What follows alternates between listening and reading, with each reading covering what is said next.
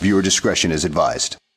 Good evening, everybody, and welcome to another edition of the New to Wrestling podcast After Dark. This is going to be our unintended last part of the Chris Benoit story. So this was part three. It was originally going to be just two parts, but Kelsey came up with that with all that juicy information that we just had to we couldn't shut up, which is typically just a personality trait at this point. But we want to welcome you guys on board for the last part of this. And once again, we just want to reiterate that we are just two friends having a conversation about a pretty controversial topic. So viewer discretion is advised, and take or leave that as it will. All right, you guys enjoy the episode. Yeah, so again, they talk about roid rage. Randazzo talks about how, he wasn't 6 feet tall. He really believes, like he wasn't like a big wrestler, so he believes like he was like just really juicing himself up with steroids, and we find out that he'd been taking steroids since he was in high school. And during his autopsy, they found that he had 10 times the amount of testosterone in his body, like 10 times more than the average human body should have in his body. Right. So I found some tea on the testosterone because I was curious about this. His doctor at the time was a man called Dr. Aston, and he was the one who supplied Chris with a 10-month supply of steroids every 3 months. So, yeah. He was taking 10 months of steroids every 3 months. Basically more than triple the amount of supplies. He also was supplying drugs of all kinds, muscle relaxants, painkillers, steroids to Johnny Grunge, who we know dies of a heart attack eventually from painkillers, they believe is the main cause, and Lex Luger, who we talked about on the Miss Elizabeth episode, which I also found out that Nancy and Miss Elizabeth were very close. Yeah, and they when worked together, and when they were in WCW, because when Nancy was like woman, like they were in the same circles, like yeah, really crazy. So when she died, which was basically when Miss Elizabeth died, Nancy was bereft. She was so devastated, and it was also because of the drugs that Dr. Aston was supplying to Lex Luger, because they were just in like a whole drug den when she overdosed and died. He is eventually indicted and convicted. He serves, I think like 3 years. I have it somewhere in these notes, but he serves just a few years, and then he, weirdly enough, on the 10-year anniversary, I think it was, of the murders, dies of a heart attack. Ooh. Just randomly. Okay. The doctor. Yeah, so the doctor, after they go through basically Chris's house, obviously, after the murders, and like find basically so many drugs that they didn't even document all of them because they said it would have taken too much time. And they literally wrote like small pharmacies worth of drugs found in this house. There were drugs found hidden in suitcases, walk-in closets, and actually Sandra found a lot of them when she moved into the house after the incident. She moved into the house? Yes, which is crazy. I didn't look too much into this because I didn't understand or figure out why she would do that. But yes, she moved into the house, and she was the one that found like a suitcase full of needles, testosterone, drugs buried in a closet somewhere. Jesus. She also found like the notebooks and all these kinds of things. There was a lot that she found, but yeah, he had 10 times the amount of steroids in his body than a normal human being should have. And based on that number, they also believe that he had just taken testosterone extremely recently. Which also put a pin in that, because I'll come back to that later with the phone call that happened with Nancy 3 days before the incident. So there's text messages. They bring up text messages between Nancy, where she talks, like, you can see it. And I don't know if you guys are sick and heinous like me, but it was a whole sheet of text messages they posted on the show, but they Mhm. only highlighted one. I naturally paused and read the rest. Oh, yeah? There's a lot. So they highlighted the ones talking about steroid use, how they wanted her, she was saying, get off the shit. I don't deserve this abuse. We all know the WWE wellness program is a joke. Um, but other texts talk about how he was negligent towards his children, where she accuses him of ignoring all his children, intentionally not speaking to them, not caring for them. Yeah. And there is like some weird accusations that I found upon my internet searching. Again, this is all alleged. None of this has been proven. Where he only had his kids, David and Megan, 2 times a year, like would just like fly them down, but then would have them in the house, but not do anything with them. Like they just existed there. And she would be upset. Like, why don't you plan anything with your kids? Why don't you do anything with them? Why don't you even take them anywhere? Right. There's one of the text messages was, Daniel called you 3 times today. What, you don't even have time for him anymore? So it's interesting because you're getting all these reports of like, he's an amazing father. He spends every spare moment with his kids possible, even from David himself. David's like, my dad loved me. He was an excellent father. He spent a lot of time with me all the time with me that he could. I'm wondering, And like, if, like, when these are from. same. Because I'm wondering if this is, like, post Eddie or This is a good point. because we like Chris Jericho said like at some point during it, he's like, I think like Chris died the day like Eddie died. Like he just couldn't do it. Right. Uh so like I'm wondering if like his like you know self-isolation, negligence, whatever. If all of these messages are from like that time period or if This this is was also like true. a long standing like he's always been like that and we just didn't know. Right.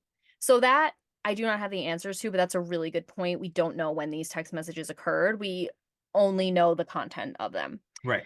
So that's very possible because, like Xavier said, we know that he was not in his body after Eddie died. Hmm. But I do want to talk about also, so the WWE wellness program is a joke. So Chris was tested 4 times within the year before the murders, and they all came back negative, even though we know Dr. Aston was Was supplying prescribing, him yeah.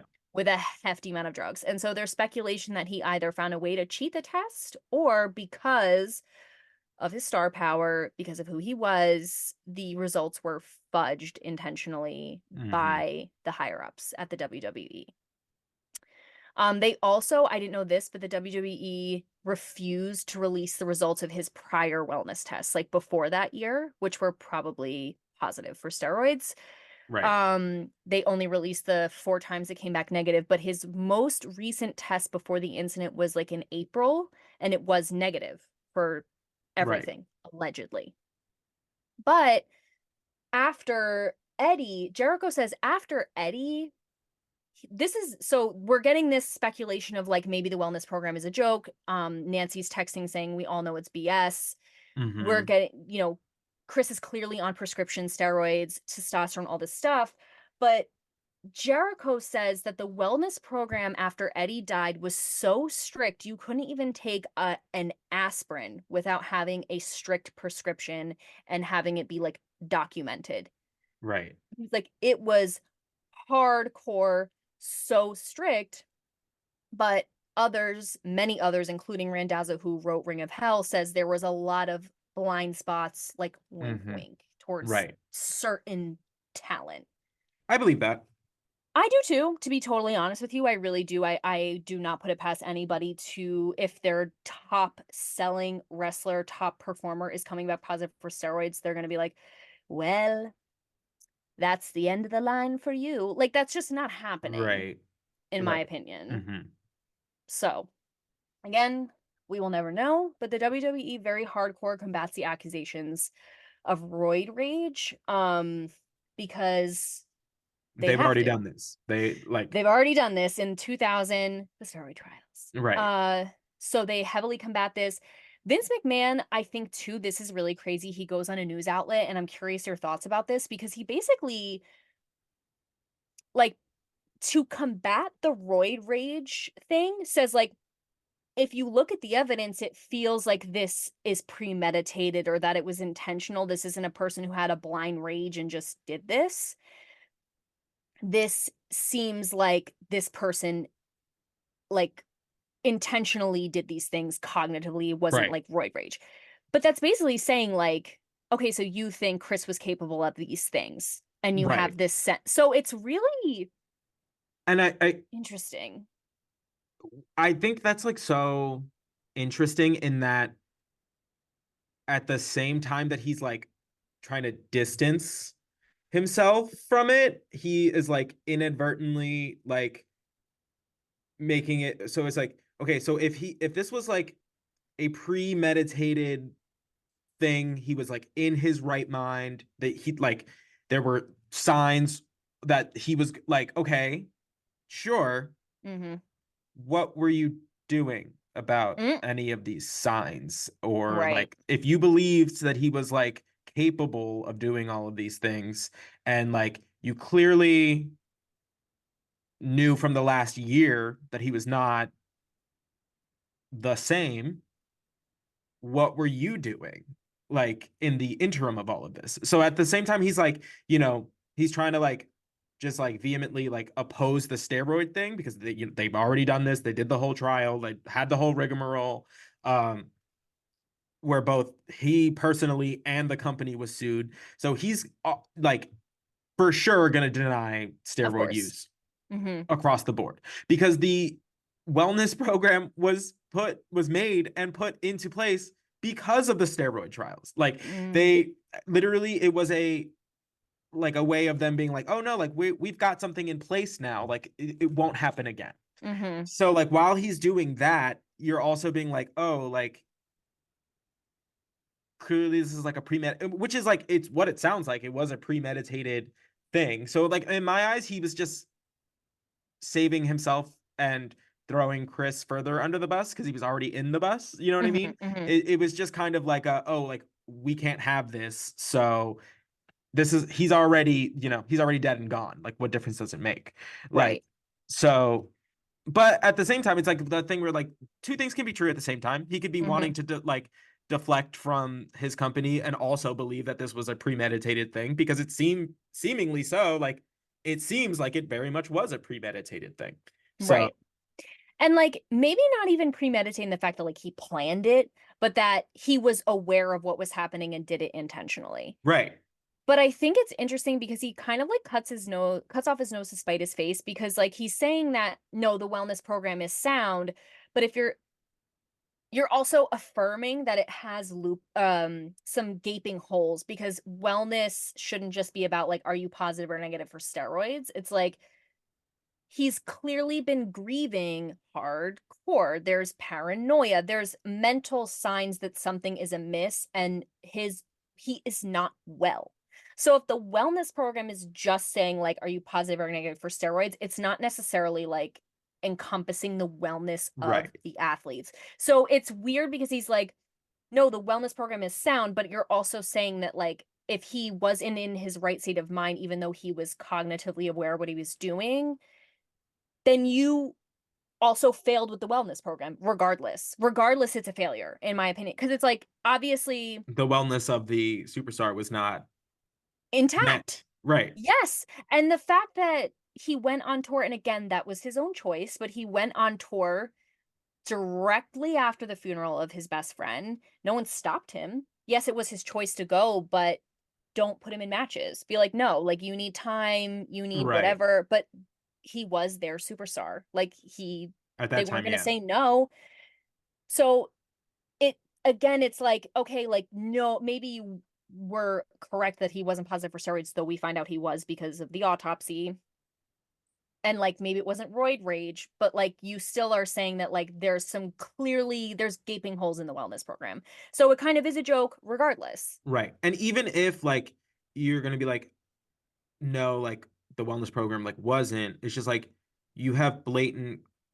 How are you gonna fail or pass a like drug test 2 months prior and then all of a sudden have 10 times the amount of testosterone that you should have? You don't get that like you that is from years upon years upon years of using. Like Mm, that amount of testosterone doesn't just show up in your body like from whatever a single use, or you know what I mean, or like the use in like the days like prior, like that is continued, that is a regiment of steroids, like that is, yes. so it's like you it was, we've all found out that there were like glaring holes as soon as the autopsy came out. Yeah, Because it's just like exactly. how are you being like, no, it's solid 100. I was like, then why does he have 10 times the amount of testosterone in his body? Right. So, Right. and I will say this interview came out. He was like, we just have to wait for the toxicology report. But it's like, you knew what it was gonna be. Like, I know you're not What it was dumb. going to I know yield. Yeah. we knew, like, and you knew, and I know that you knew, but whatever. We can talk about this until I'm blue in the face. But, um, so Jericho, now they get into kind of like the why this could have happened or if there was like other underlying things aside from this testosterone. So Jericho mentions that he was aware that Nancy and Chris kind of had a volatile relationship. He knew that they had fights, which this is it if you just watch part 1 wouldn't have known. Like No. this to me was surprising, and then of course when I was deep diving in the interwebs like you find out more stuff. But this is news to me, girl. I mean, Mm-hmm. they're just saying how much in love they were, whatever. Obviously, nobody is perfect. Many things can be true at once. But Chris Jericho says that their relationship was very volatile. Jackie says Nancy had called her a few times and said they were fighting. And one time when they were on the way to their house, they got in such a bad fight that Chris broke the windshield of their car. Mm-hmm. Um, Sandra says there was an incident, and I believe this is the incident I was talking about before, where there was a divorce Like a filing and separation. a Yeah. separation. And apparently there were several separations over the course of the years that were kept like hush hush, like only a few Mm-hmm. people were the need to know. But Nancy called her and Johnny Grunge to the house. So, like I said, Johnny Grunge, who was also getting drugs from Dr. Aston, lived in the area and was apparently a great help to the Benoit family in terms of settling Chris when he was really in like a blind rage. So this is Sandra. Nancy called her and Johnny Grunge to the house. Chris had hurt Nancy. I don't know if it was intentional or accidental, but out of respect for his surviving children, I won't go further into that. But Nancy got a restraining order. Sandra moved into the house temporarily, but they were back together shortly after. Right. Like it didn't last. So I believe this is the same incident. Um, so I found in my search there was a phone call 3 days before the incident between Nancy and a woman named Pam Clark, who is the wife of Brian Hildebrand, who was a apparently very well-known figure as a referee in WWE, ECW. I don't know too much about him. I know that he also dies very tragically, I think from cancer. I did not know Um, this. yeah, very sad. But apparently Nancy was good friends with his wife Pam. So just 3 days before the incident, she had called Pam in a 2-hour phone call, complained to her that the steroids had inhibited their sex life. And it was revealed in doctor's notes from Dr. Aston that Chris was in full testicular failure from the amount of Steroids. testosterone, Yeah. the amount of steroids. And actually, the testosterone was prescribed to him to try and combat that. Um, so he was taking a 10-month supply of steroids within 3 months because he was in full testicular failure and it was really inhibiting their intimate relations. She also, this is crazy, she also confided in Pam that she believed Chris was having an affair with a WWE diva. I dug a little deeper and Which one? allegedly Michelle McCool, Michelle McCool, Undertaker's Taker's wife. wife. This is I alleged. mean, I'm This assuming hasn't. before he was Yes. like, So because the you're not gonna timeline, fuck around with the Undertaker's girl. wife. There's no No, no, way. no, no, no, no, no.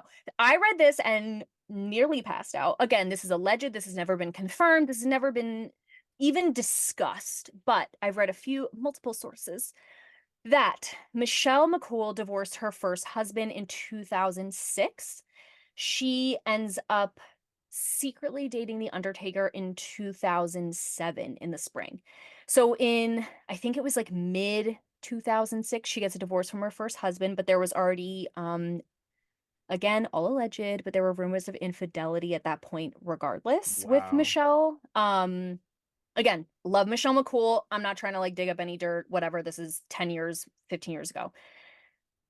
She and Undertaker fell in love when actually they were touring Europe and she got sick on tour, like very ill in Hmm. Ireland, and Undertaker took care of her. And they Aw. almost had like a Nancy or a Florence Nightingale effect, which Aw. then they started secretly dating after that, the image of Undertaker, again, a moment of levity, image of Undertaker being a nurse to a Is sick yeah. WWE superstar is so cute. Oh my God. And they've been together pretty much Ever ever since, since. yeah. So there was rumors that Michelle McCool and Chris were having kind of an affair in between those two things. So her Gotcha. divorce and her dating Undertaker, because she is specifically mentioned by name in the text messages between Nancy and Chris. Oh, got it. That is why there is such severe speculation that it's her because she was specifically mentioned by name. Again, that's an accusation. Right. But Pam says Nancy told her she had gone to an event where they both were, and everyone in the locker room was being super weird with Nancy as if they knew something she didn't. Oh no. So crazy.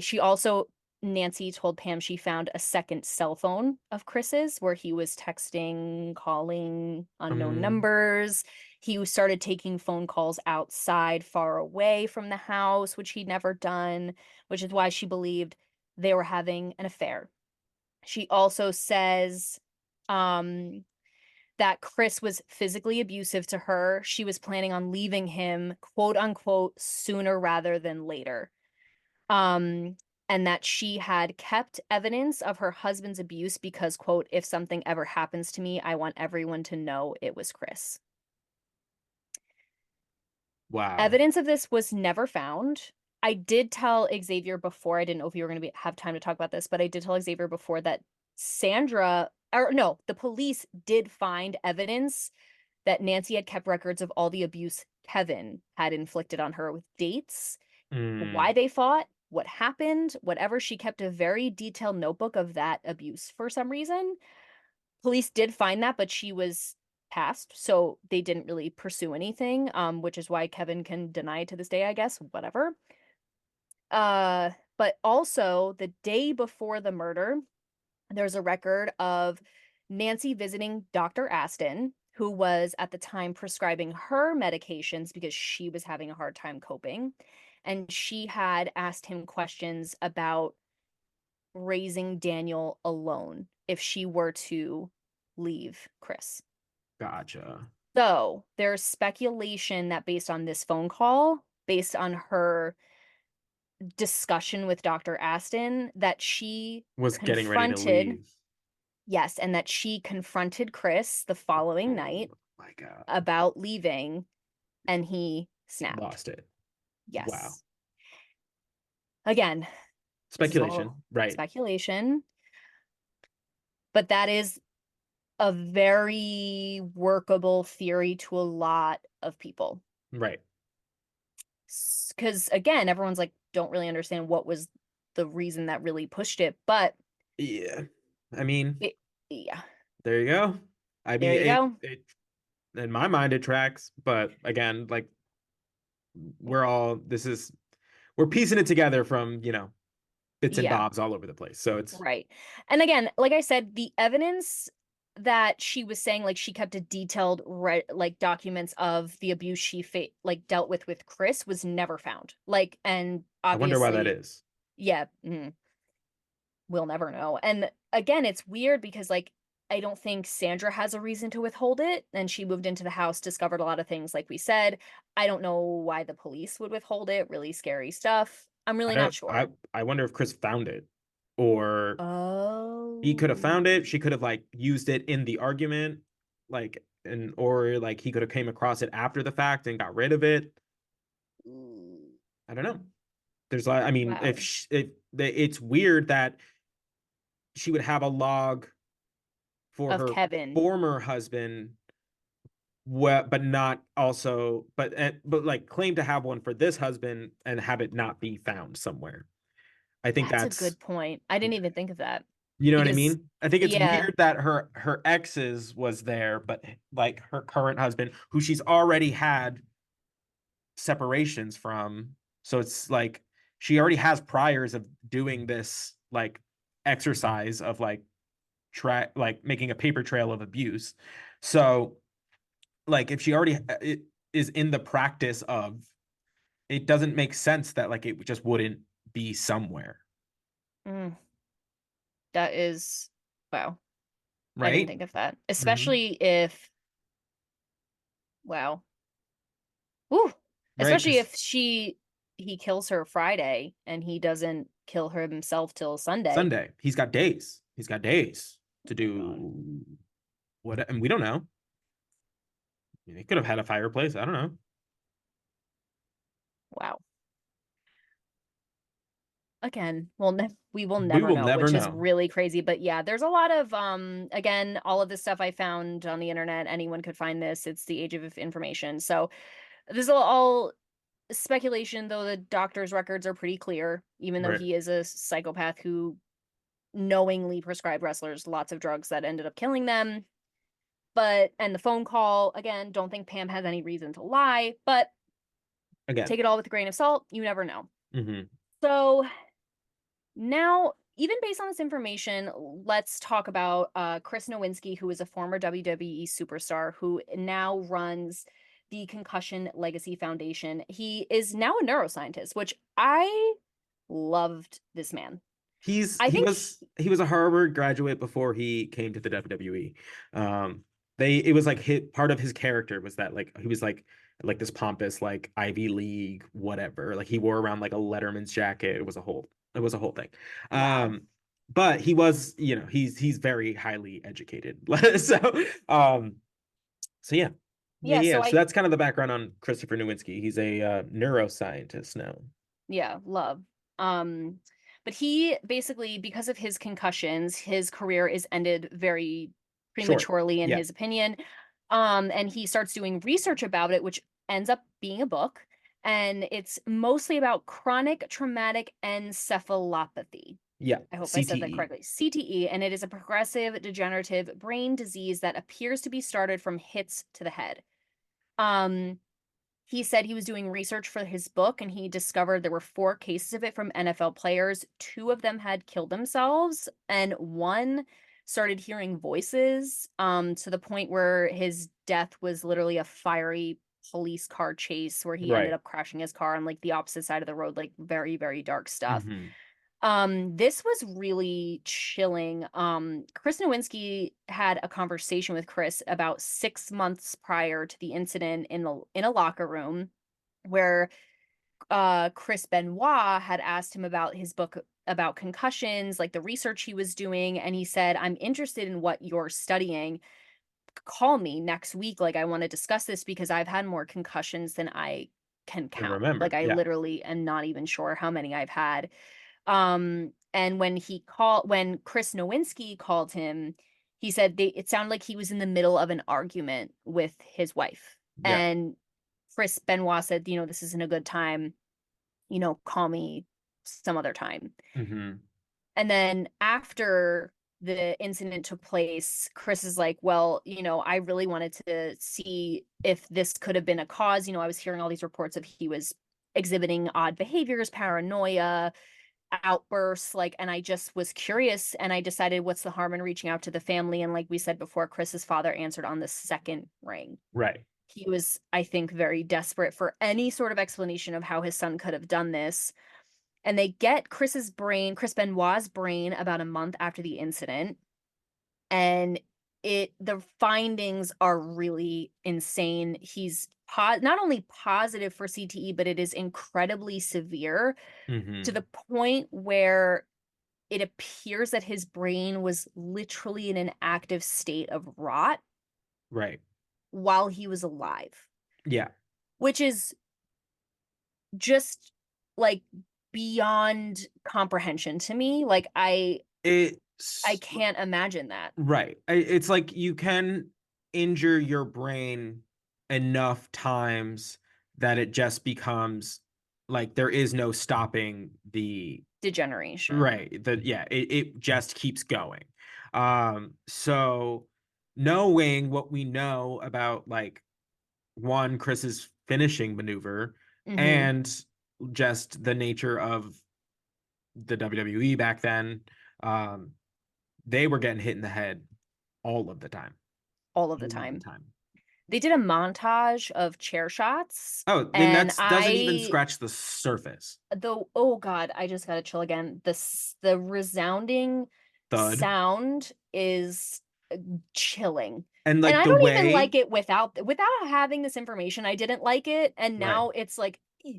And Chris Jericho like describes it. He's like it was like a badge of honor, like to like take Yeah, these shots. So, like he's like you would literally just like sit there and like just tense up as hard as you can, like get your shoulders like up and just take it. And like that is crazy because it becomes then now it's like this like weird boys club thing where they're hmm, all just like wailing on each other with just little regard for each other's safety.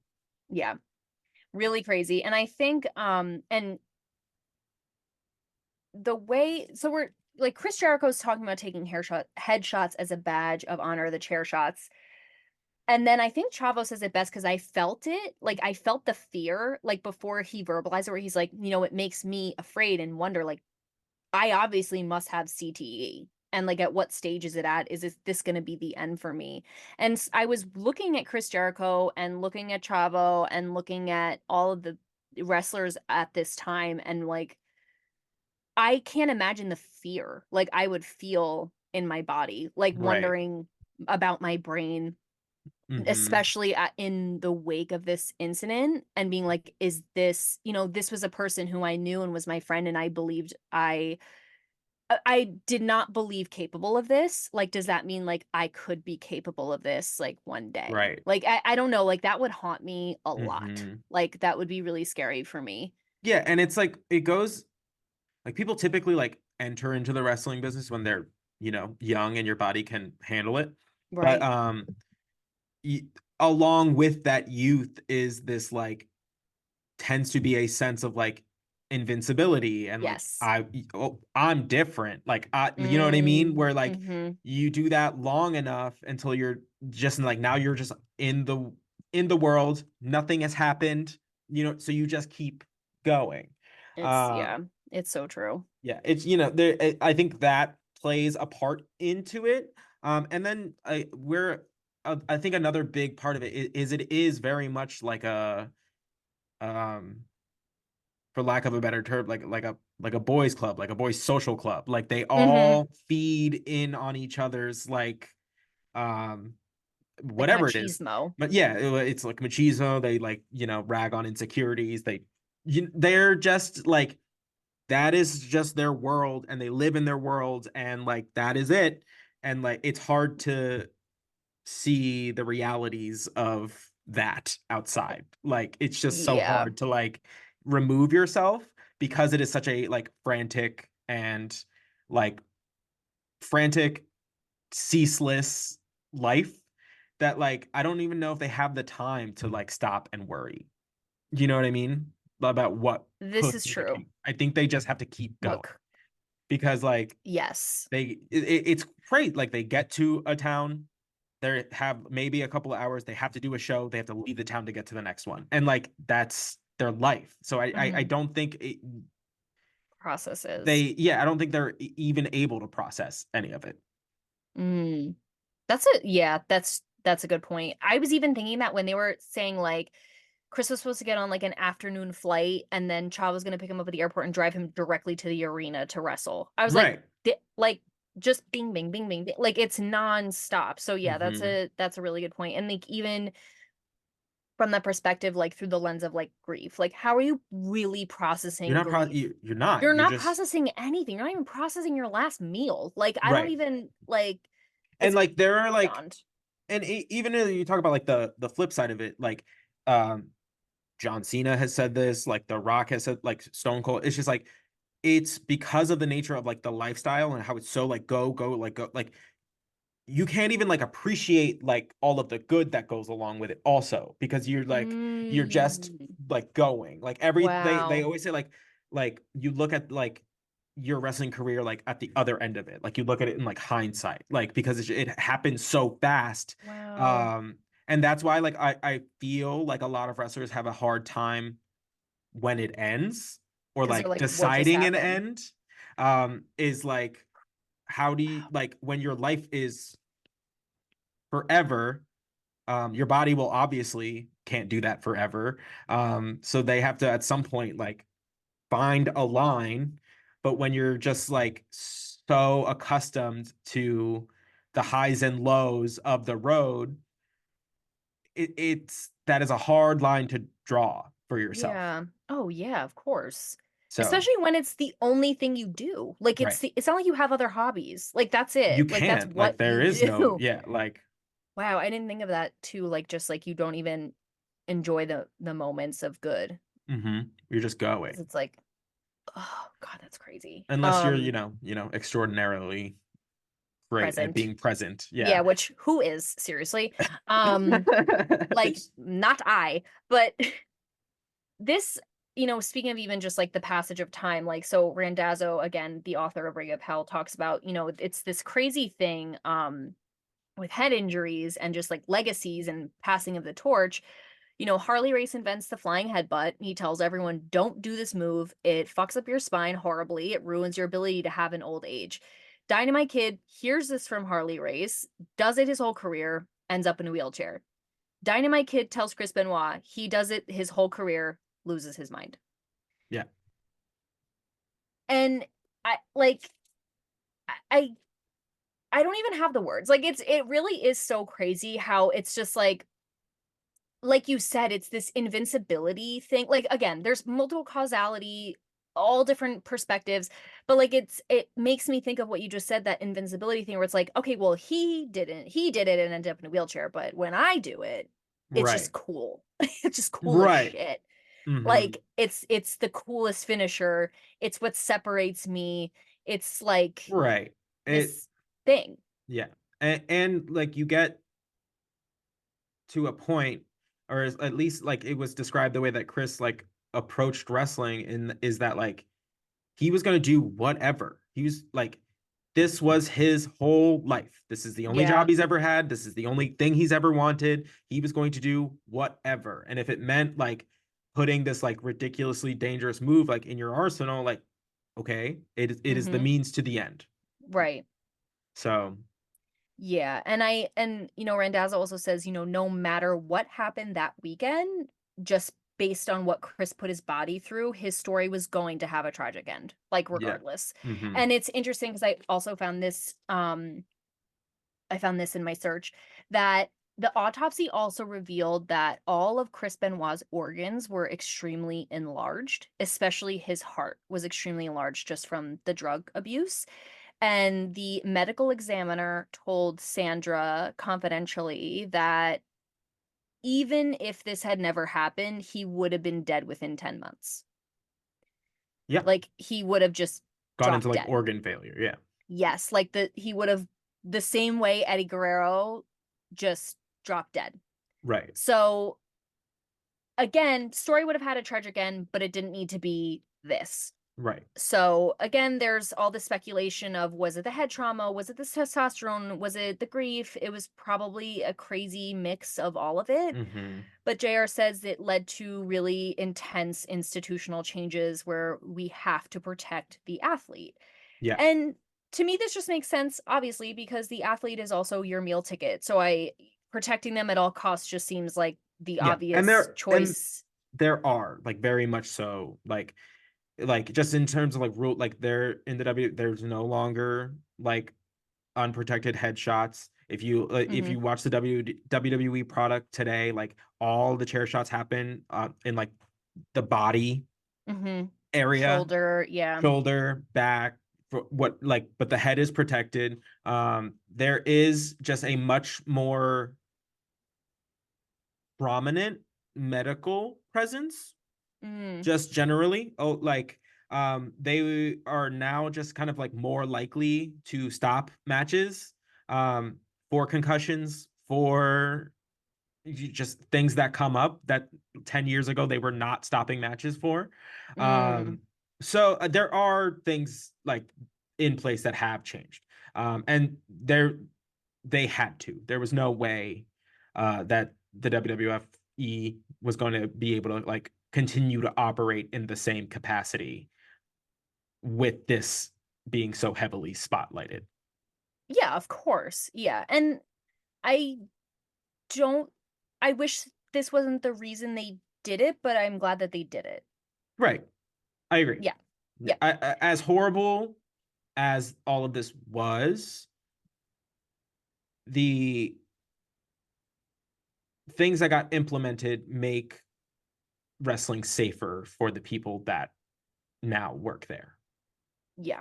So, Yeah. So, like I said, there's a lot of speculation about still to this day about the cause, why, the mhm, reason. Chavo and David really affirm that they think it was the CTE, the brain damage that wasn't even him, just right. he would have never done And to that. me, like as far as like David goes, that really like makes sense. Of course. I think Of to course. be able to like carry on in his life, like he has to kind of be like that was somebody else. That was Of not my father was not in his right mind, right. right? And I think that makes sense. Like, Of course. And I'm not going to take that from him, to be no, honest. absolutely not. And nor, And I not that not my place not our too. place, not our yeah. Hmm. So, Yes. And I honestly could see the same for Chavo because how close he was after a year after losing, basically his older brother. I and could being the see one how to he find could, it, like right, yes, I could see how he could also mentally put himself in that place. Sandra, however, it's obvious from her reaction about CTE that she doesn't really believe it. right. So she's saying like I think it was a lot of things. It was the grief, it was the Hmm. the drugs, it was possibly CTE. She literally like rolls her eyes. Yeah, and I Um think that is to like maintain the relationship she has with David, and Absolutely. you know what I mean. I Absolutely. think to again, like she said it like earlier, she's like out of the respect for like the kids that he has, like I don't think she's gonna go out of her way to pile on to, David's grief or change the however he has come to accept his grief. Um, so I think to kind of like just for the sake of that relationship, she's just kind of like it could be, you know what I mean? Like she's not gonna like Maybe. just be We'll like never really know. Yeah. right. And when I was listening to the podcast episode she was on today, it was or from 2016, I was listening to it today, but she says, "Listen, maybe it was CTE. I don't really know, but I'll just say that I don't believe so because I was with them almost every single day, almost up until the day it happened. I was there immediately following, and just based on what I saw, that was still him. He was still making cognitive choices. He knew who he was. There was a lot of things in the house that led me to believe he was still in his right frame of mind, like that he knew what he was doing because they basically, I guess, said that his brain was so damaged it's like he had early onset Alzheimer's, and she was like, "No, like he knew who he was, Hmm. he knew who his family was, he knew what he was doing, and I just like don't I believe don't buy that. it. Yeah. I don't buy it." That's her choice, and I think like you said how she will be like, maybe it's possibly CTE to protect her relationship with David. I think conversely, David also kind of does the same thing where he's not going to be like, "Yes, it was." Like, Right. I think they've both accepted that their grief is so similar but very unique Right. that it's not their job to tell the other one how to feel about it, but they can find comfort in each other. Like, Right. For and so having for having to have to go through it, you know? Yeah, and the cause doesn't change the effect, to be Correct. honest. So the outcome is still the same regardless of how they feel. So I think they've gotten to this place that's like it doesn't even not that it doesn't matter, but it's like we still have to keep living, and so we don't have to get into the nuance of how you feel, how I feel, if how it's different, whatever. Right. Let's And just get especially through because this. like at the end of the day, like we'll never have the Exactly. answer, you know? Exactly. So it's like you could spend your whole life and your sanity like trying to boil that down or try to figure out or come to an answer, or you can just be like, okay, like we can, like we both experience this. We have to figure out a way to move forward. Yes. And there is the discussion, like we said, about whether or not Chris belongs in the Hall of Fame. You already know our feelings, we already said. So, but I do think it is interesting they bring up the idea of Nancy being in the Hall of Fame, which I fully agree with I and I agree. think is really, and even David says this, Nancy deserves the recognition she never gets because her reputation was also erased because of Chris because like I said, I think people were like, you see Nancy, you're going to associate her with what happened. But She was an individual performer in her own right.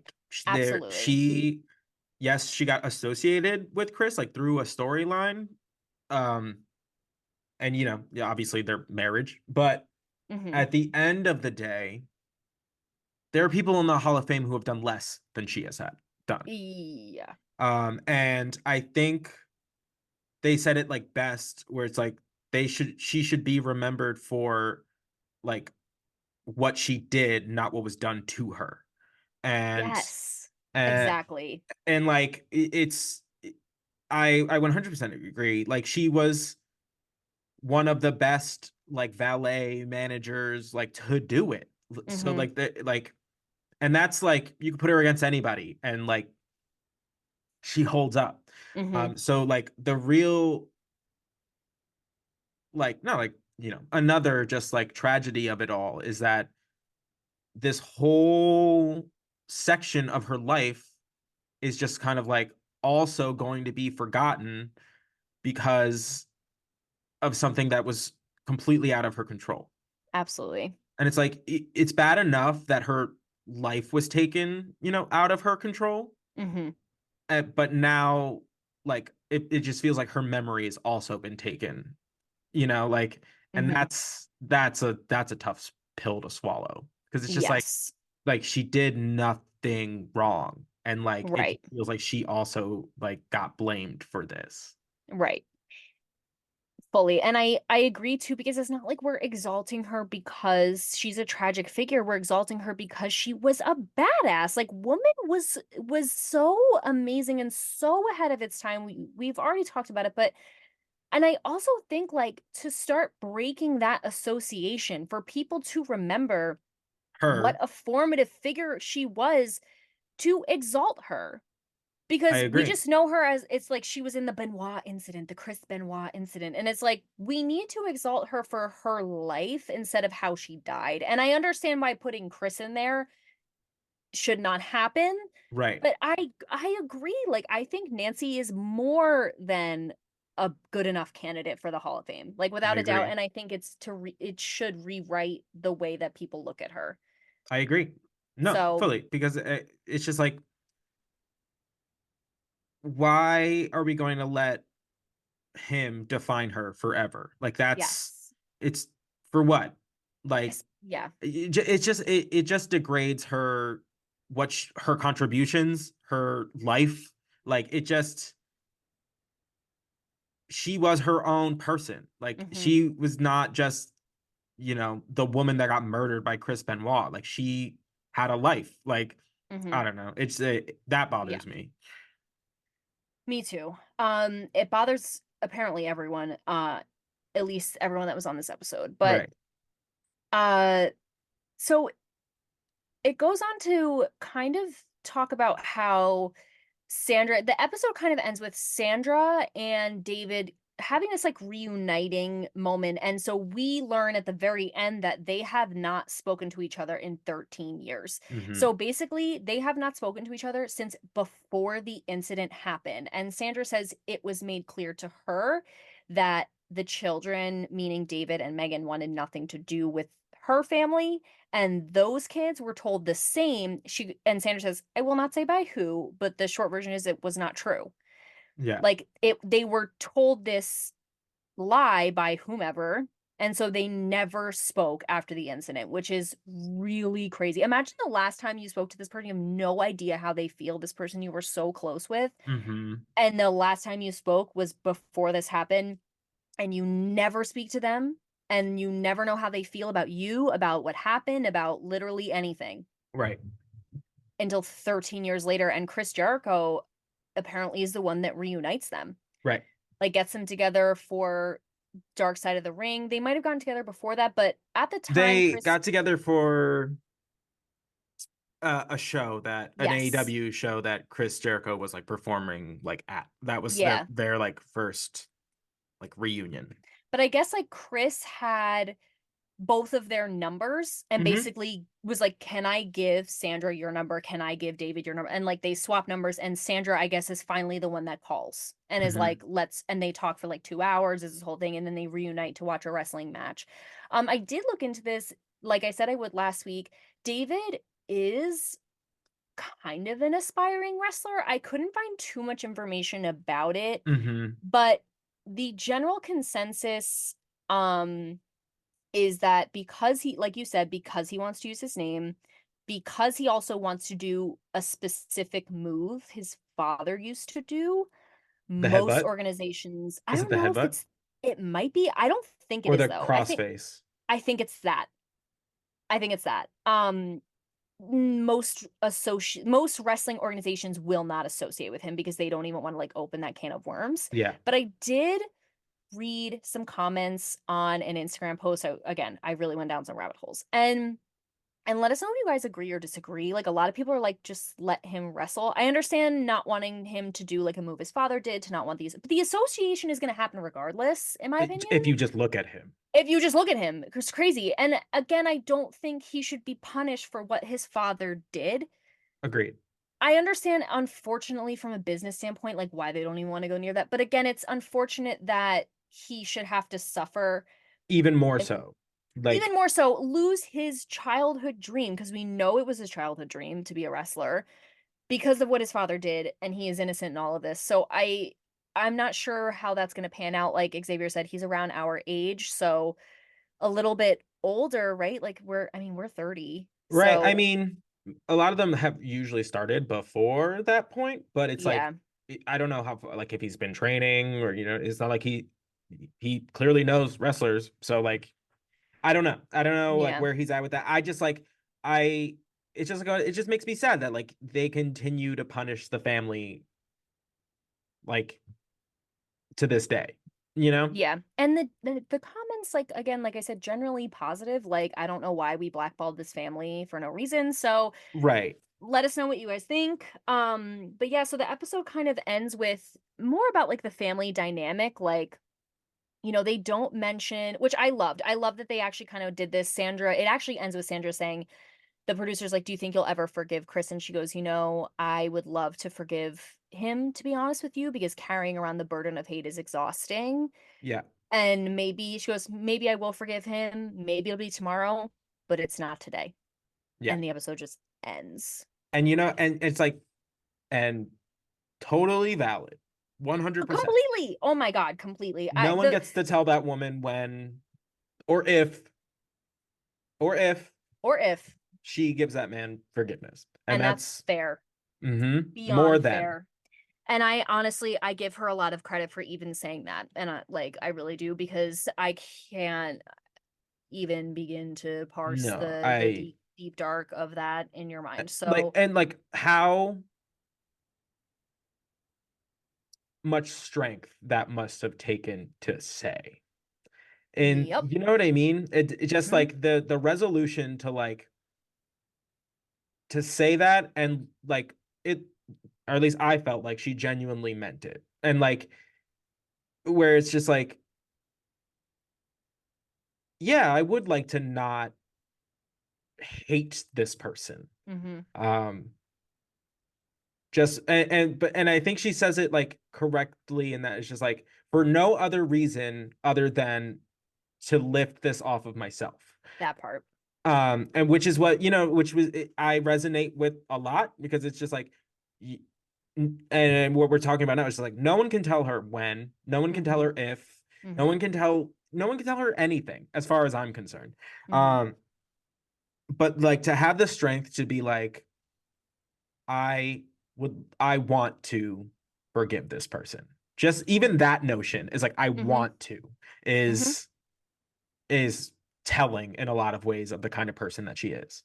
Absolutely. And saying that in the same interview where she says, "I think about if I had like I think about if I had like stopped Nancy from seeing him, like how Right. things would be." Every She's day. also thinking every day about how she could have saved her sister. And in the same interview is saying, "But I want to forgive him." Right. She is so amazing to me. Hmm. And I think it's also telling that she doesn't really speak about this ever. Yeah. Like there's only she did the podcast with Chris Jericho in 2016. There was apparently one other like minor interview, and she goes, and it wasn't even an interview. It was actually I was talking to a friend, and she happened to write a wrestling blog and kind of just like put our conversation on the internet. Crazy. Hmm. And then this. Which was So also produced by Chris Jer. Like, you know Chris what I mean? Jericho, Like these yes, are like she well, I think she plays it close to the vest, obviously. I think like uh-huh, that is a very raw wound that will probably remain that way for the rest of her life. So it makes sense that that's how she kind of like approaches it. of Um, course. but like at the moment where like there's one point in the Dark Side episode where like David like loses it, like he's describing this like weekend he had with Nancy and Daniel and like how they're having fun, taking pictures, like all this stuff. He like loses it. And she goes to like console him and like the mic picks up first like the mic just picks up like him like first of all he just like one long like sighing just like fuck like I like like and she just comes over and she's just like it's good for us. Like we Mm, can't just like hold on to this forever. It's good to say how we feel, to get it you, to like take this internal pain and externalize it in some capacity. Like that is mm. healthy. Because it's been 13 years or whatever at the time of that they At the did. time it was 13, yeah. So I I think that's such a good point. I think it's a testament to like grief is not linear no. by any means. Hmm. It can still take you someplace 13 years later. Right. I and the fact that again, you don't go through the stages of grief in order. You will No. flip-flop between all of them 7,000 times. Um but yeah, I also think it's telling that she trusts this story with other wrestlers. Hmm. Like, it's not like she went to CNN. It's not like she went to Right. 60 Minutes. It's not like she went somewhere else with this information. She went to the people that she trusted. And it's hysterical because even she was saying, I was never even into wrestling. In this podcast I was listening to, she was like, I wasn't even into wrestling. I used to read books at Nancy's matches. Like, I just went there because they're my family. Right. But like she trusts these people to tell the accurate full story of like again Chris was who he was and he also was who he was and did Right. what he did. And I again I just think like that is also of course it's interesting the same way that Chris went to wrestling to try and remove himself from the grief of Eddie even though he was confronted with it there. It's interesting that she also takes her grief to wrestling. Right. Like, it's a weird kind of full circle-y Kind of moment. moment. Yeah. Yeah, but I they did not talk about, which I was actually fine with. They didn't talk about the lawsuits, the trials, like any there wasn't really a trial, but like the lawsuits that came with this. Mm, I liked that they focused more on like just what happened and the people affected by it. right. And of course, outside people were mentioned, the media and how it was a circus because you have to. I liked that it ended that way. If anyone is curious, I looked into it a little bit. There was a potential looming congressional investigation immediately following the incident. But because the WWE tightened up their wellness program, and the hysteria surrounding the Benoit murders had subsided, literally the direct quote is Congress lost interest. They didn't care anymore. Like, since the circus was over, they kind of were like, okay, whatever. And I Okay. guess they had done like a check on the new wellness program, like protocols and stuff, and were like satisfied. Mm-hmm. And then about 10 years later, there was a potential lawsuit, which we kind of alluded to when we talked about the steroid trials with McDevitt, whatever, however you McDivitt, pronounce yeah. his name.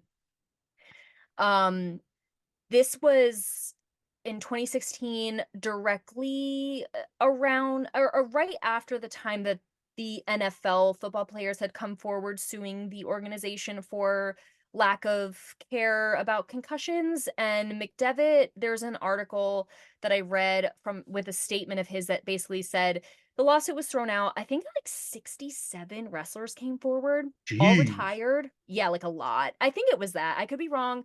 But it was a big number of wrestlers that were all retired came forward, I think including Mark Miro, um, and said that, basically McDevitt said that um, the paperwork was basically identical to the NFL one, just with the like NFL was changed to WWE or like whatever. And he goes, so Gotcha. it was easy to throw it out because it looked just like a cash grab.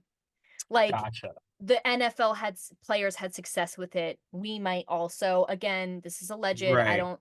I don't think they were correct in handling the care of the athletes, but they specifically bring up Benoit because of what happened and the CT and everything. But it was 10 years after the incident. Most of these wrestlers were allegedly retired before the Benoit incident even happened. Like, so it Mm-hmm. really just didn't have any legs to stand on. Again, that's the information I was able to find out about it. If anyone has any other information, let us know. But I was fine that they didn't even mention it or talk Right. about it. It felt, you know, not, it didn't feel in the vein of what the episode was meant to be about. So, but in case anyone's interested, that's all I got. All right. Whoa. So that was the Chris Benoit saga, Yeah. controversy, life, and times. If you're Yeah. still here, thanks. Yeah, honestly, this might I might be honest, this might be 2 episodes. We'll see.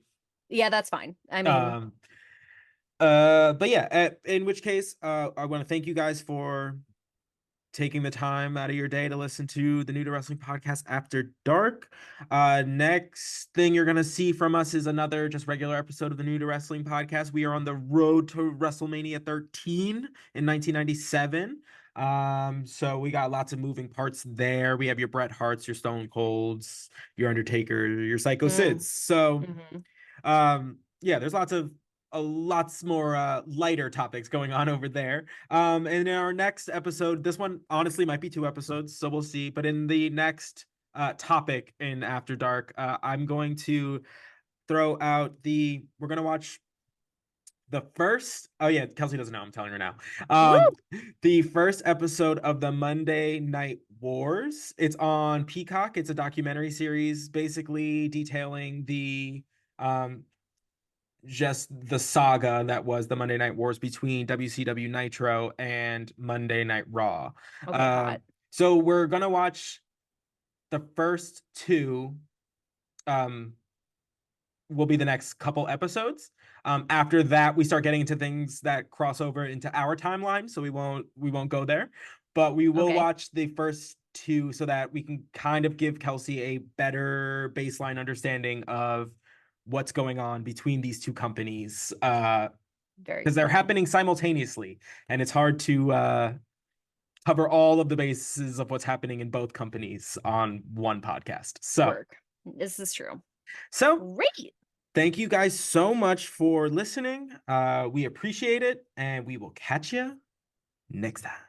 We'll see you there. Bye. Bye.